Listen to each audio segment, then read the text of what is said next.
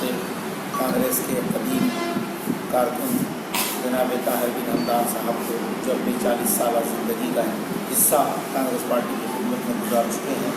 वैसे शख्स को पार्टी का टिकट अर्बन के लिए दिया गया है। और ऐसे वक्त में कांग्रेस पार्टी से ज़रा बराबरी ताल्लुक़ रखने वाला इससे मुत्तफ़िक़ होना चाहिए, खुश होना चाहिए कि राहुल साहब ने जो ऐलान किया था कि हम कारकुन को देंगे, हम किसी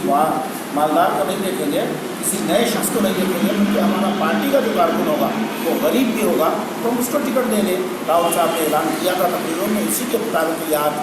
फैसला किया गया, ताहिर साहब को टिकट दिया गया। और ताहिर साहब पूरे शहर में नहीं, पूरे ज़िले में लोगों की पसंदीदा, मकबूल और मारूफ मशहूर शख्सियत हैं। आपने देखा कि TRS की मोहतरमा कविता साहबा MP ने भी अपने अल्फाज में कहा है कि ताहिर साहब बहुत अच्छे, बहुत नेक, बहुत सीधे और बहुत साफ़ आदमी हैं और साफ़ कैरेक्टर के आदमी हैं। जब उन्होंने कहा अपोजिशन, जो सबसे आज के वक्त में हमारा अपोजिशन कहा जा सकता है, वो पार्टी के जब जिम्मेदार ये बोल रहे हैं तो क्या चाहिए भाई, पूरे शहर को यही चाहिए कि शरीफ आदमी हमारा कोई लीडर बने। और बहुत दिनों से एक शरीफ आदमी की तलाश थी और ऐसा शरीफ जिसको पूरा शहर, पूरा ज़िला जानता है और मानता भी है शरीफ, ऐसे शख्स को मिला है। तो चाहिए कि तमाम लोग जो शरीफ आदमी शहर का नुमाइंदा बनने चाहते हैं तो वो शरीफ आदमी को वोट दें, शरीफ आदमी को कामयाब करें, शरीफ आदमी की तायद करें, शरीफ आदमी की मुखालिफत को छोड़कर। और जो लोग मुखालिफत में हैं और उनके ख़िलाफ़